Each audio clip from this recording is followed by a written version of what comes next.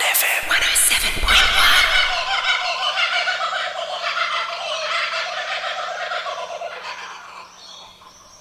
Hi everyone, it's Floss popping into your feed with some little extra bits that wouldn't fit into our routine show in November. I hope you enjoy it. Here we go.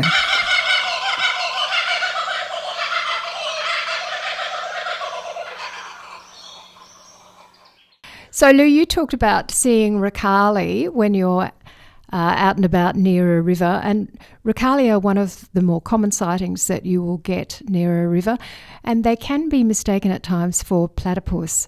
We are lucky enough to have platypus in the highlands in a few spots, including the Berrima River area that we talked about before.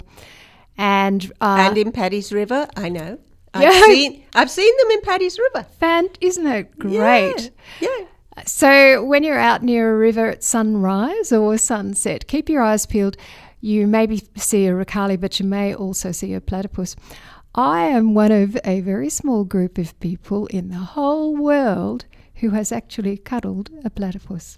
That's true. You sent me a photograph. Yes, it was a great experience. I wouldn't recommend it because platypus have a very nasty spur on their back leg, and if they envenomate you with that spur, then it causes severe pain, which is apparently not able to be managed by most of the pain-killing drugs that we have, and will go on for months and months and months. Is it just the male? Yes, it is. And apparently they think it's to do with protecting his own little area. He will fighting off other males. Yeah. Probably, yes. But the one that I got to cuddle was anaesthetised. It was an anaesthetised male. I was lucky enough to spend some time with a group from the Australian Platypus Conservancy who were doing some research, and they trapped a platypus, brought him out of the water. They popped him into what looked like a bit of a humidity crib and anaesthetised him in there. And then once he was well asleep, they popped him out onto a table, put a microchip in him, took some specimens from him, and then while we waited for him to wake up, we all got to cuddle a platypus. So platypus, we don't really know how vulnerable platypus are because, again, it's another creature that we haven't really got good data about. The Australian Platypus Conservancy are doing a brilliant job of collecting data these days, but there hasn't been a lot of historic data for platypus. So if anyone sees a platypus around, particularly if you've got a photograph, the Australian Platypus Conservancy really would appreciate hearing about that.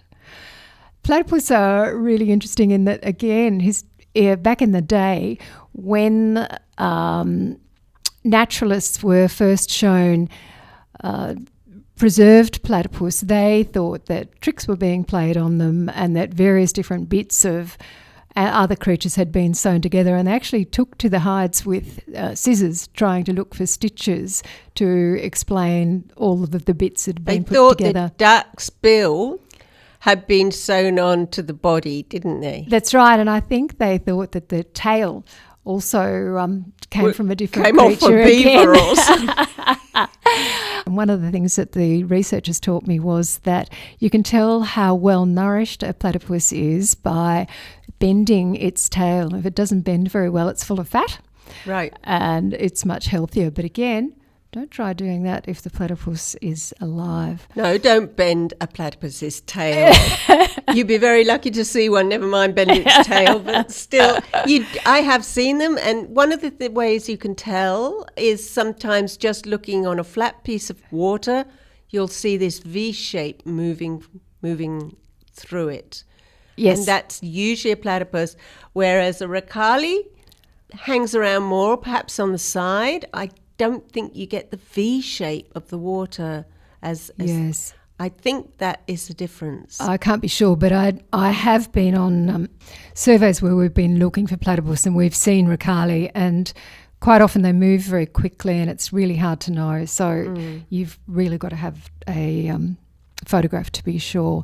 An interesting thing that I learned about platypus is that when they go underwater, they actually can't see, they close their eyes and their ears and their nostrils, and they just fossick about with their beak. So they can sense electromagnetic messages from their prey, little creatures under their little water-dwelling creatures. And when the creature's muscles move, they put out electric messages, which are picked up by the platypus's beak. So they can hunt quite easily in really muddy water. Yeah.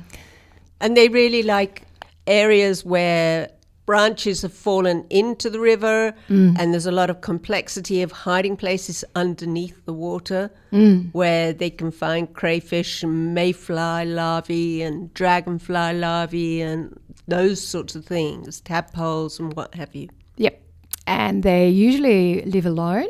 The male and the female will meet up at mating time and mate, but then she will go off and build her little nest in a hollow in the riverbank and bring up A long burrow. Doesn't she have a long burrow in the side of the riverbank? Yes. That leads to I always think it's kind of cozy. The nest is sort of way beyond. You know more than I do about this. Yeah. Well, I think it's a long burrow. Right. Yeah, I and know then the nesting area is sort of tucked away as a inside. right. Excavated sort of hollow in the sandy So bank. she does all the work of caring. Well, that's unusual now, isn't it?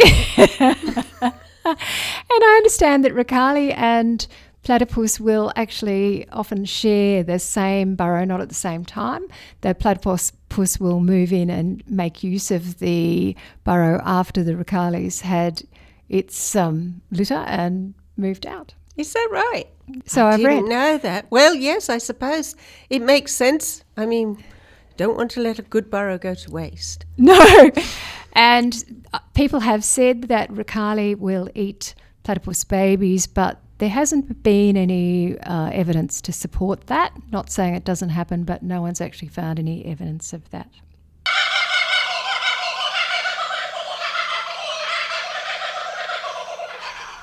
What else has been happening? Oh, butterflies. Yes, please. Yes. Oh, my second favourite, my first favourite, I told you last time, was the Maclay's butterfly, the swallowtail. Yeah. Beautiful.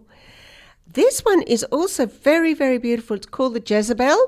Oh, yes, I know the Jezabels. Yeah. They're beautiful, yes. And sometimes I've thought it was a cabbage white because when it's flying, it looks mostly white.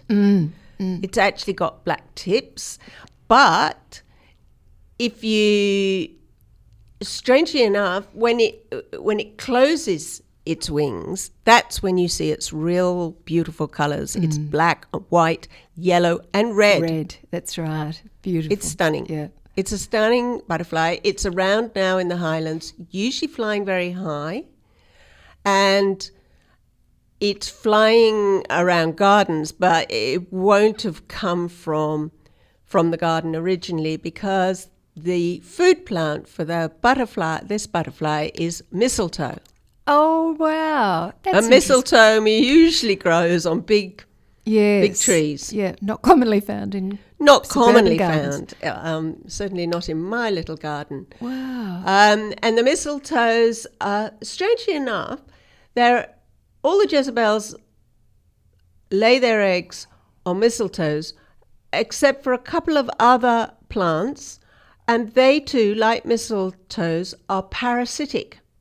Oh. Like the cherry ballarat, that one. The one that you occasionally- tell me is the native parasitic cherry. Yes. Yeah. Yeah. Which is a very pretty plant. But Yeah, it is. yeah. So that's the Jezabel, and a very lovely looking butterfly. So you can tell I'm a bit into butterflies. Every Yes. episode I got to tell you another butterfly. I think we might even be talking about butterflies again next month because they're going to be coming out more and more They are. as the weather gets warmer and it's sunnier. Last year I really got into photographing butterflies and I learnt about a behaviour called hilltopping, where males, not all butterflies do this, but many butterfly species and some other insect species, will go to the highest spot that they can, and the males will all flock there together, and they actually have little fights over the very best posie in the hilltop area, and they all collect up there and wait for days and days and do what they can to defend their little pos, waiting for females who will come up to the hilltopping area, check out the males, decide which one's genes she wants to promulgate, and the female mates with the male in the hilltop area who's got the very best spot.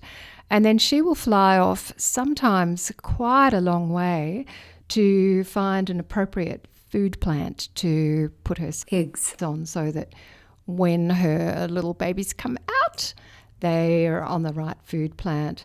So hilltopping areas are really precious, and if there's very much disturbance to them, the males won't go up there and hilltop anymore. So sometimes just putting towers up there or flattening a hilltop or something like that will stop the hilltopping behaviour, and the males won't come anymore, and the species will actually become locally extinct.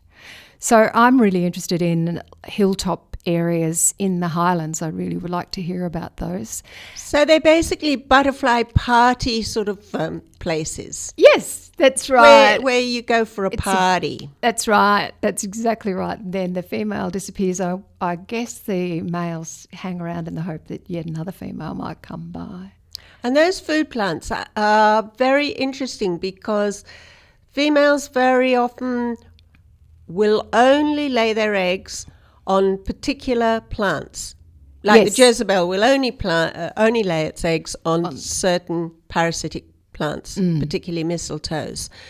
So you can grow certain plants in your garden to attract butterflies. But of course, what you're attracting also, remember, because of the lifestyle of a butterfly, is caterpillars.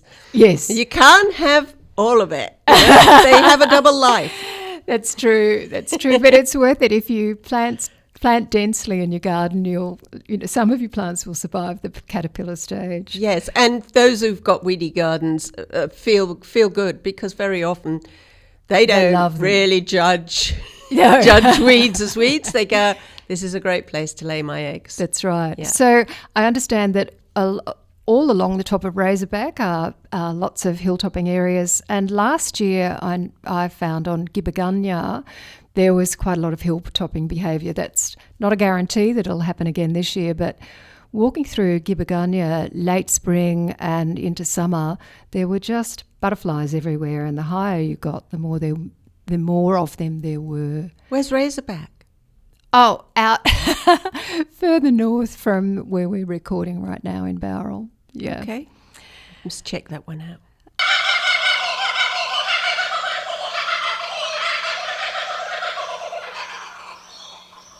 So talking about caterpillars on plants, one other thing that's been happening that was sensory overload for me was recently I was visited at home by a group of about a dozen, if not a dozen more, yellow-tailed black-cockatoos.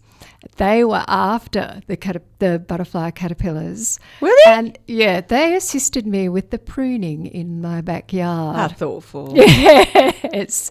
They tore into quite a few of the trees, tore out the into the core of some of my banksias where there were caterpillars. Yeah, they've come and eaten my banksias on occasions, but they only take the old banksias with the nuts in them, right? Yes. The seeds in the nuts. Yes. They don't take the flowers. No, they didn't. Very considerate. They chopped off some banksia flowers for me. Oh, did they? Oh, well, that's not so That's right. good. But I think they haven't come back, so I think they believe that they've got all the caterpillars that I had on offer, and they've moved to someone else's backyard.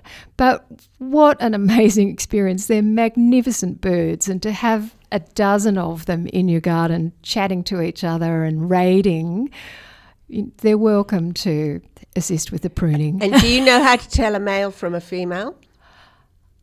I've I think it's about the colour around their eye. Yes. And the males have pink around their eye. That's right. Pink or red around the eye makes them a male. Yeah. A They were also fully-fledged accompanied male. by one juvenile who was squawking and squawking and squawking and squawking. Ah, well, that explains the caterpillars, of course, because they need protein. Yes, that would be Caterpillars right. are full of protein. Yes. Yes. So that was delightful. That sounds lovely.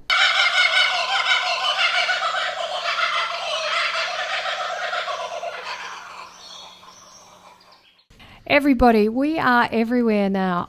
You can listen to us on Highland FM at 8 o'clock on Monday nights or at any time on their website under podcasts.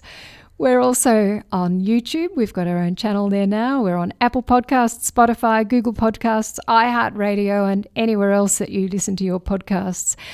You would really help us to get to a wider audience by liking and subscribing and reviewing and all those things. Please feel free to get in touch. We now have a Facebook page called Going Wild in the Highlands. Our email address is flossandlou@gmail.com. Thank you once again to Highland FM for sponsoring us.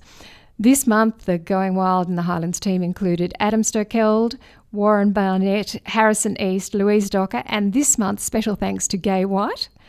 And a special thank you to Kailash and Challenge Southern Highlands for advice with social media. We really appreciate it. Bye. Bye now.